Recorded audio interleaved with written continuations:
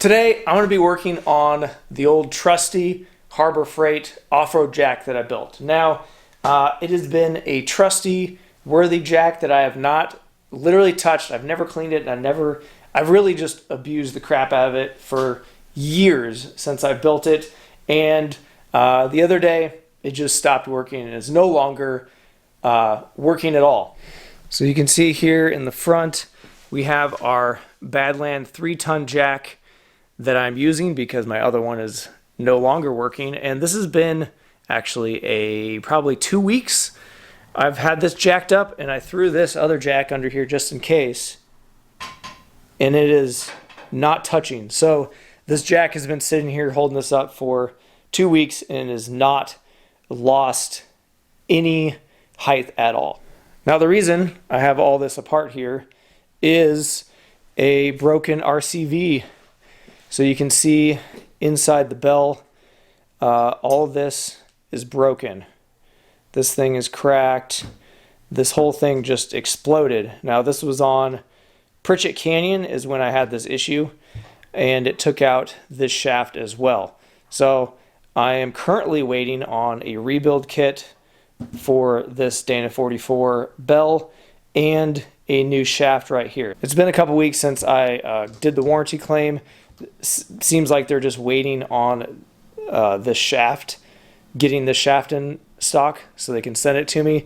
But for right now, we're stuck here just like this, so let's fix the other jack. So this jack started out its life as the Pittsburgh 1.5 ton rapid pump aluminum racing jack.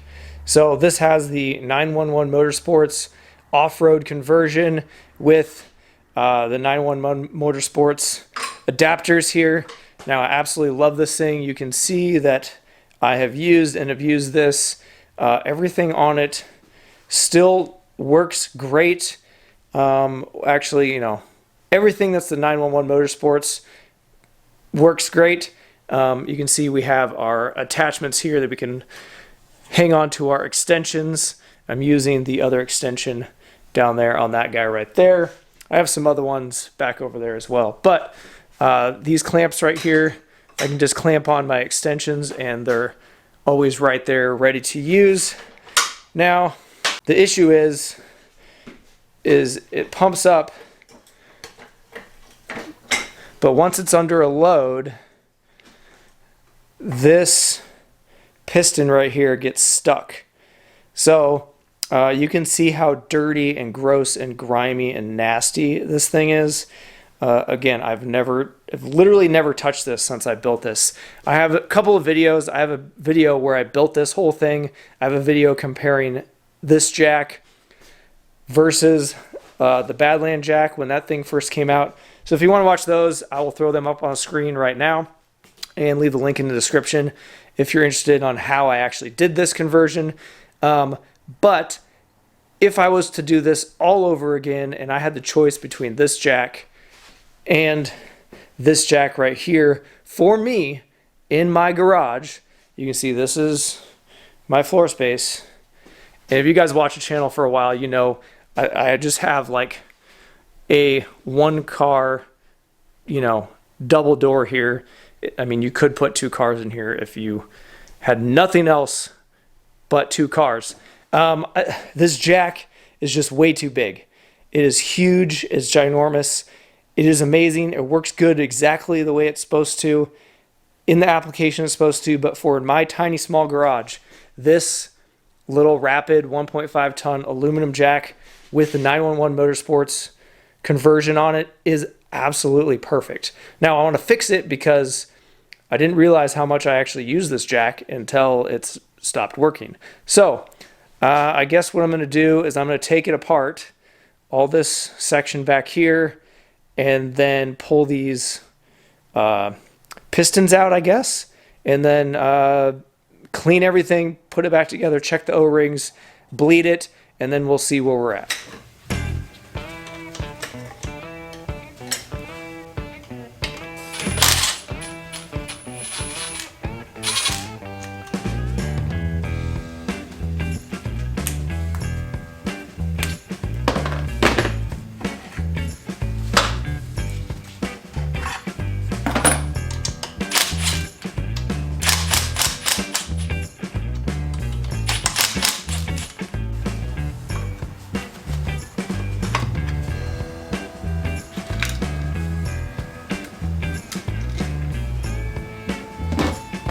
So I don't know what I'm doing. I'm just taking things apart until I figure it out. So it looks like this crossbar right here, if I just took this crossbar out, then I can move this far enough forward that I can get to these hydraulics right here without taking all of this other stuff apart.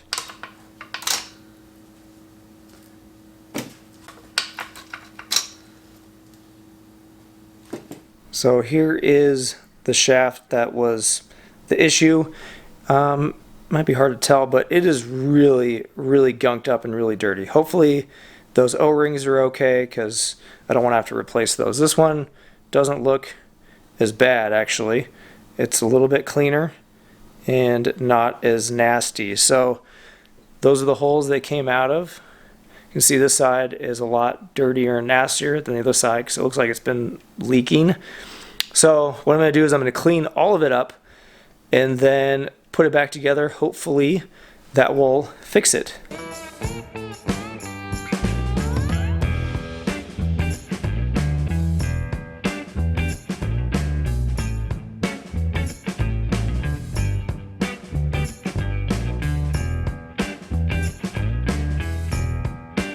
Actually, these O-rings actually don't look half bad when it's all cleaned up.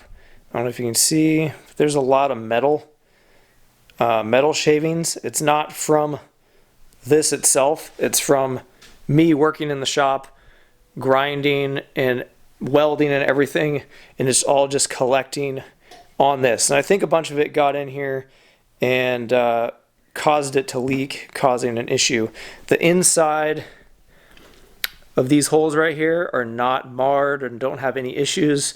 So I'm just going to put these back together.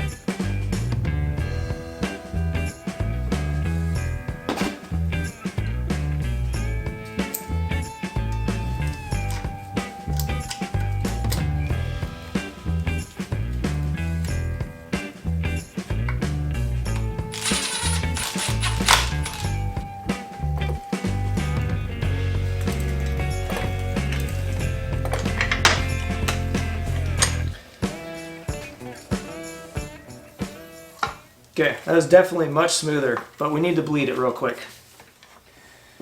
In order to bleed it, I'm just going to leave this loose. So here we got it locked in. I'm going to loosen it a couple turns, and then I'm going to pump it up here 10 to 15 times. Our piston's still doing good, not getting stuck. It looks a lot better than I did before. That's probably enough. And then I'm going to loosen this screw, and it should let out any air that might be trapped in there. Put our screw back on.